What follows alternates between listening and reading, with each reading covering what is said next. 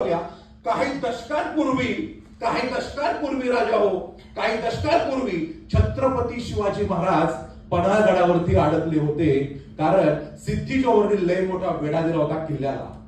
आणि ऐन पावसाचे दिवस होते, काळ कुठे अंतर होता, काही महिने गेले, पण राजांना त्या किल्ल्यावर काही निघता येणार राजा हो. आणि जिजाबाई प्रचंड मोठ्या काळजीमध्ये होत्या की आता शिवबाचं कसं होणार, कारण त्या किल्ल्यावरचा धान्य साठा, किल्ल्यावरचा लवाजमा सगळा आता संपत आला होता राजा हो. आणि अशा वातावरणामध्ये असताना राजे मात्र चिंतित नव्हते, कारण त्यांना माहिती होतं की माझे मावळे म्हणजे सवंगडी खूप डेंजर आहे, हे सगळे कार्यकर्ते माझं काढतील राजा हो. आणि अशा वातावरणामध्ये असताना बघा मित्रांनो, अशा वातावरणामध्ये असताना मित्रांनो एक शिवा काशीद नावाचा पोरगा येतो. आणि शिवा काशीद नावाचा पोरगा एकच सांगतो राजांना की राज तुमचा हुबेहूब चेहरा मला मिळालाय, तुमचा मी तुमच्यासारखा दिसतो.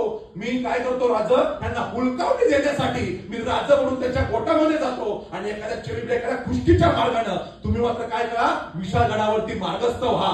राज म्हणतात मी एखाद्या माझ्या मावळ्याला शत्रूच्या गोटामध्ये ढकलून मी स्वतः असा जाणार नाही, ही माझी जात नाही राजा हो. पण तो मावळा एकच सांगतो, राज हे तरी मला करू द्या स्वराज्यासाठी, काय की मी जगलो शिवा काशीद म्हणून, पण मी मरणार छत्रपती शिवाजी महाराज म्हणून राजा हो.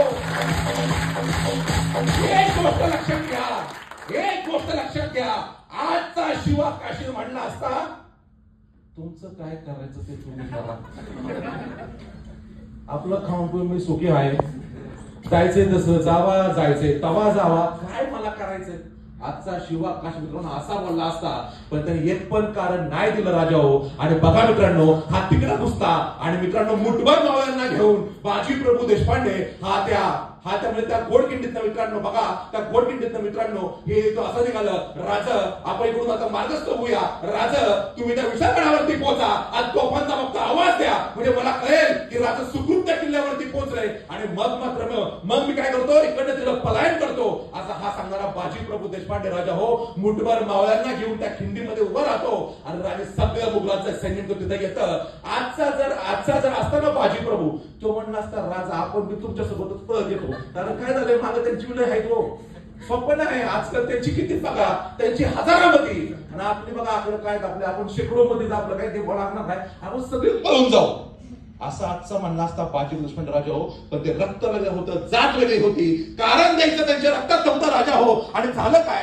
बघा, हा सिद्धी जोहर एक तुकडे पाठवत होता आणि ह्यांनी पण स्वतः तुकड्या केल्या. अरे स्वतःचे आते भाऊ, स्वतःचे मामे भाऊ, एका ताटात खाल्लेले मित्र, ह्याचे सगळ्यांचे नातेवाईक राजा हो एकेकाच्या आवडत तुटून पडत होते, रक्ताच्या चिरकांड्या उडत होत्या. पण एकच फक्त डोक्यामध्ये होतं की जोपर्यंत राज गडावरती पोहोचत नाही तोपर्यंत त्याला आपण जीव सोडणार नाही, या मला तरी चालणार पण मी इथून हटणार नाही राजा हो.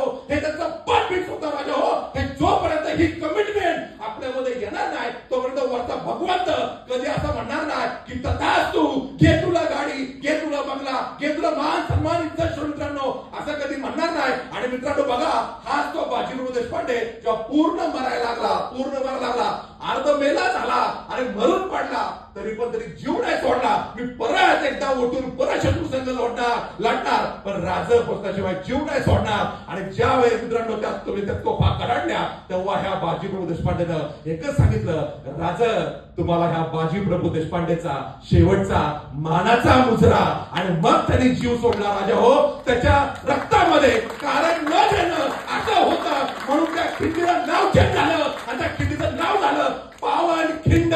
जर त्या दिवशी बाजी प्रभू मित्रांनो कारण दिलं असतं तर आज त्या खिंडीचं नाव मित्रांनो जिंदगी चेंज झालं असतं राजा हो. तुम्हाला एकच सांगायचंय, आपल्याला स्वराज्याचा कुठला मावळा व्हायचं नाही, आपल्याला क्रिकेट विश्वातला तेंडुलकर व्हायचं नाही, आपल्याला बिझनेस विश्वातला आपला अंबानी व्हायचं नाही. पण एकच करायचंय, आपल्या गावातल्या गावकीमध्ये आणि आपल्या गावकीतल्या भावकीमध्ये आपल्या बापाची मान कायम वरती राहिली पाहिजे, एवढं आपण करून जाऊ राजा हो. जय हिंद, जय भारत.